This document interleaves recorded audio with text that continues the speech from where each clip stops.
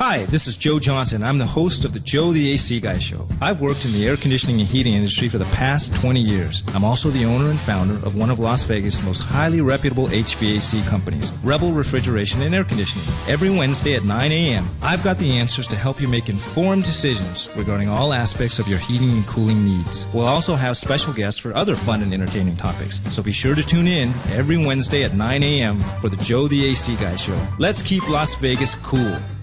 And I guess before we get started, can you tell us a little bit about your background and position there at April Air?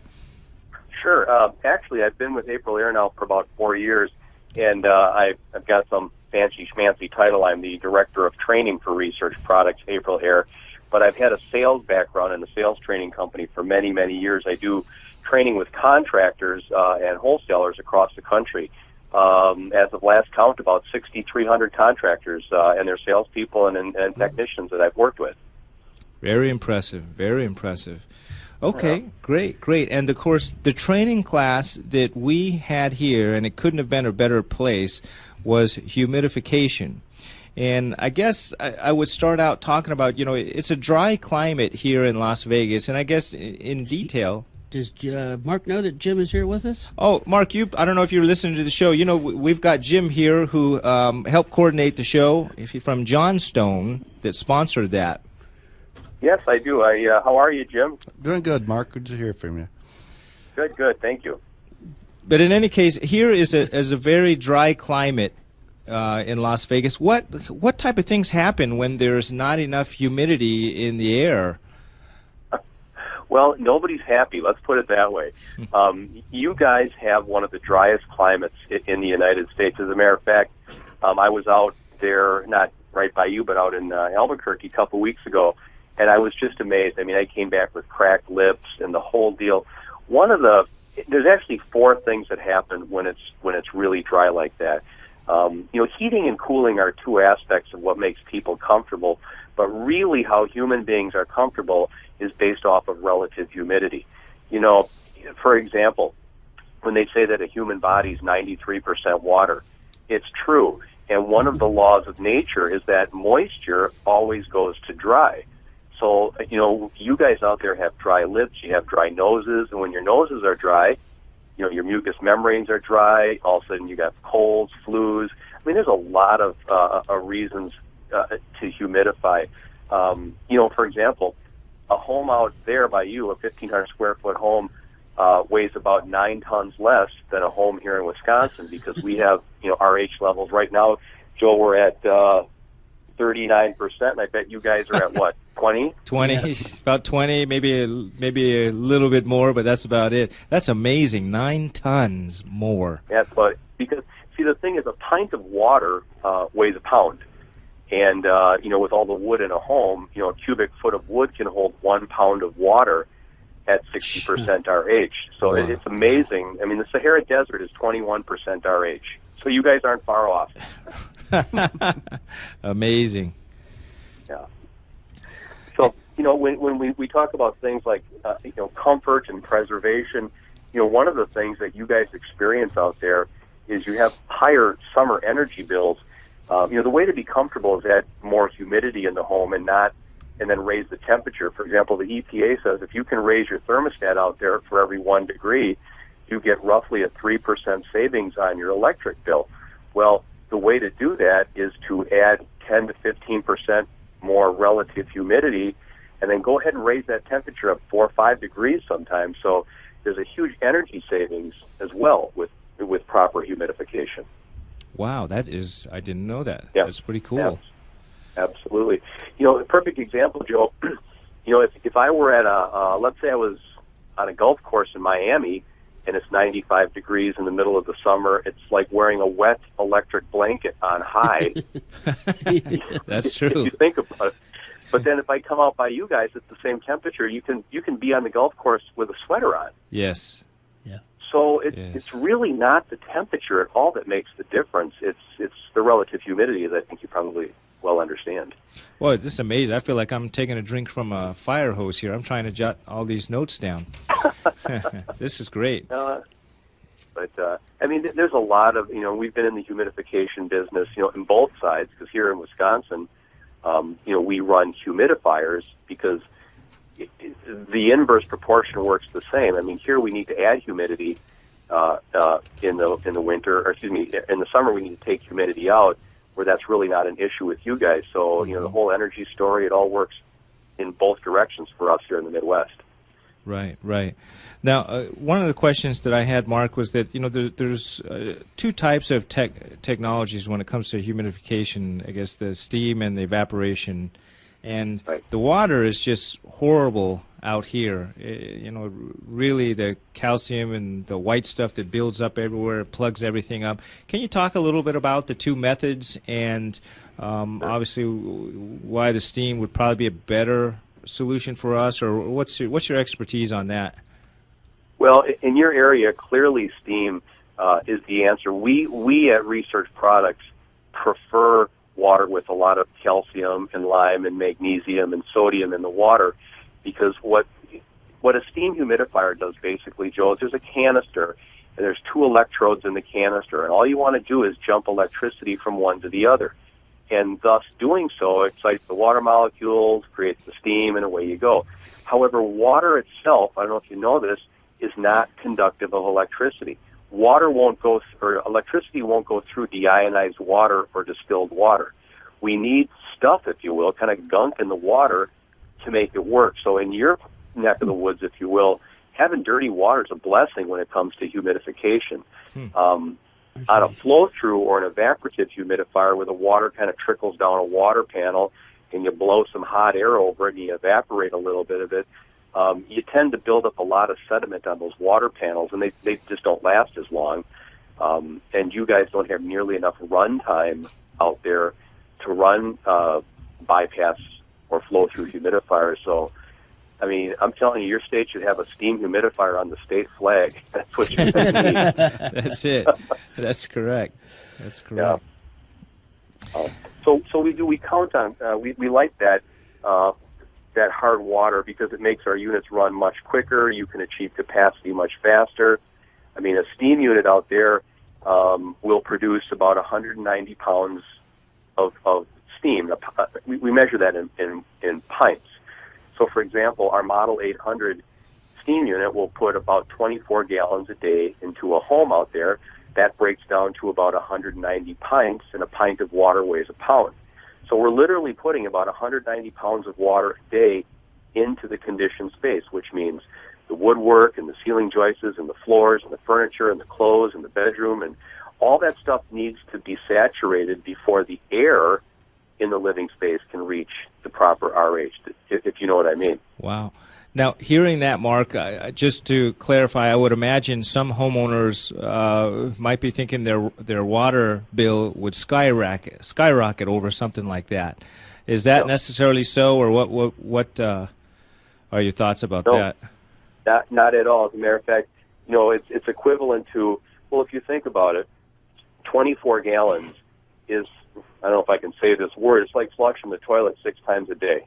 I mean, you got a 3-gallon or 4-gallon flush on the toilet, or it's really not very much water, and water's pretty inexpensive. The trade-off to the homeowner is if you sit down and you do the math, and you're like, well, wait a minute. If it's going to cost me $7 in water every month, but I save $21 on electricity because I can raise my temperature, well, that makes all the sense in the world, because running your air conditioner less, because electricity is a lot more expensive than water. At least it is out here in Wisconsin. Right, right. Well, so no. Yeah, we did just have a rate increase about the end of last year, beginning of this year. So I'm sure homeowners will be glad to hear that. You can actually project out, and we can show you. I've shown this to contractors before. You can take out a spreadsheet and say, after this many years, this steam unit will have paid for itself. I mean, they literally, it's an IAQ product that you can get your money back on because of an energy savings. Right, right. So that, and what a lot of people don't understand is a flow-through humidifier or a bypass humidifier, 80% of the water, Joe, goes right down the drain, and only 20% goes into the home. Wow. Steam is the opposite. 80% of the water in a steam canister goes into your house, and 20% just runs out on flush cycles. So, that's a no-brainer. Wow, wow. And I guess just to clarify the mechanics of this so that everyone knows, there's two ways to hook this up. Number one is directly through the ductwork of your air conditioning system, so it blows it out through all of the vents. And then there's another way is there's an add-on fan pack that doesn't run it through the air conditioning ducts, but rather it's its own separate independent system. Can you talk a little bit about when somebody, which application would be best, or why they would do one over the other? Certainly, and you've done your homework. I appreciate that. You know what the answer is, Joe? It's called Europe. Seriously, in Europe, almost all humidification, because remember, many homes in Europe don't have ductwork. It's hydronic, it's baseboard, or they have little tiny furnaces, if you will, in all the different rooms. So a lot of the technology for the products that we make that go to our European customers are available here in the United States, and that would be the fan pack. Okay. Now, the fan pack is just a little device. It's on your wall. It cuts between two studs, and you run the steam up to it, and basically it just humidifies up to a 5,000 square foot home, and it's basically just coming out of some little steam jets out of the wall, and they're whisper quiet. And the beauty of that is you don't have to connect it to the ductwork, because you may not have ductwork in your home.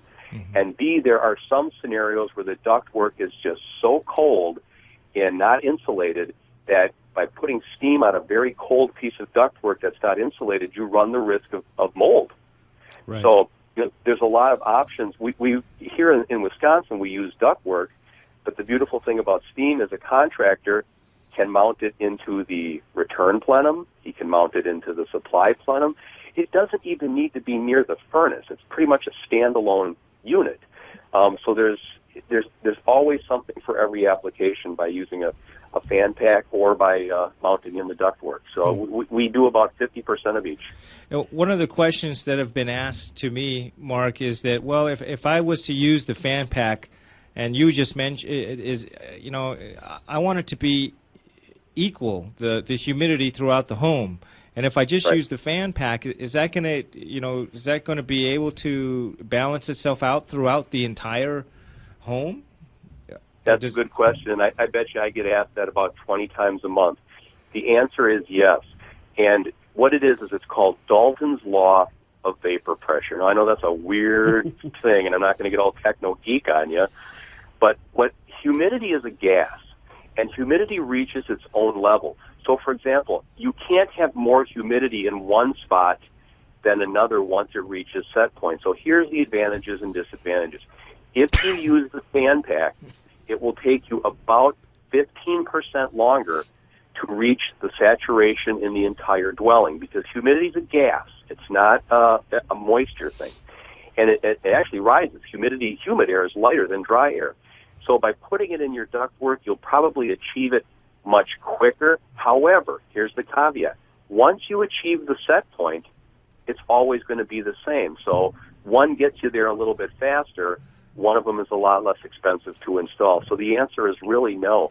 For example, if you were burning some toast in your toaster in your kitchen, well, eventually you're going to smell it up in the upstairs bedroom, are you not?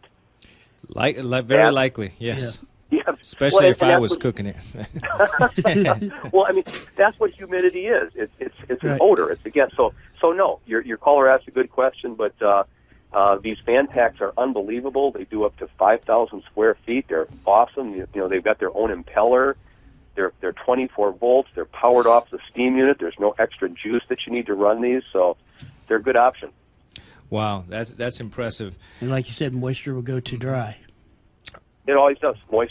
Moisture seeks out dry, and that's why you can take a wet shirt and hang it on the line, and an hour later, it's not a wet shirt anymore. Right. Huh. Impressive. Okay. In a moment, Mark, I'd like to ask you to share your story about the people who use the humidifier for non-legal purposes. I don't know if you recall, but it's just kind of a funny story that I think it'd be cool to share on the air. But otherwise, before we get into that aspect, any other good pointers that the Las Vegas homeowners would find helpful regarding these humidification systems? Well, I just think that often the people in your area, and I don't know if they're originally from there or if they've come from the East Coast or where there was actually humidity, but a lot of people that I've talked to out there have just never known what it's like to be comfortable with humidity. And it's kind of like saying, well, gee, it's like taking a shower your whole life with your clothes on, and then one day taking it with your clothes off. You have to experience what having proper humidity levels is. I mean, oh my gosh, it's so comfortable. It's feeling is believing. Is really what it is. Just a funny side note. I can testify to that like you would not believe. When I was stationed in the military, my first duty station was Fort Stewart, Georgia. And my first time ever being in a climate like that, I got there that day, and it was the middle of summer. I thought I was going to die. I thought to myself, why did I sign the dotted lines? But then the funny thing, as time passed, I was perfectly fine with it. And then when I came home, I couldn't believe, experiencing all this, the skin literally peeling off my fingers because of how dry it is here. So exactly, you're right.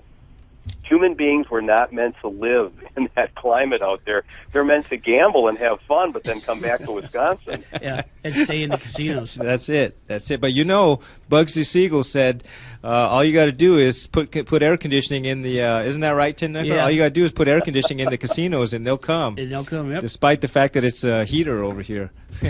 It's funny you say that. We just had word that Boeing's making that new 787 Dreamliner, like that super unbelievable aircraft, and it's got all climate control and humidification, and I mean we're part of that. Our steam units are in one way or another involved in that. So I mean, for those of you who fly at 40,000 feet, you know how bone dry it is up there. Yeah. And when you're starting to put these things into aircrafts, and I know the casinos that are out there, because I happen to have been in a few, I know that they run humidification in there. They do, to make it more comfortable for people. Interesting. So, interesting. Yeah. Well, should we end it on that funny story, or take a break first? Well, I guess what you're hinting around is it's not, in my state, it's illegal to grow that stuff. But I was just out in Denver, and clearly, there are grow houses out there and grow house laws. And these products, we literally have had customers, entrepreneurs, I should say, who have mounted, steam humidifiers and things like that in their homes. And if you don't connect the control, because we have a humidistat that will stop it at 45% RH, because after that it starts to get a little bit too much. If you wire these things up without the control and you bypass it, you literally will make it rain in a house. I mean, we can do 100% relative humidity, which is the perfect perfect weather for growing. Do you want to say it, Joe? Because I can't.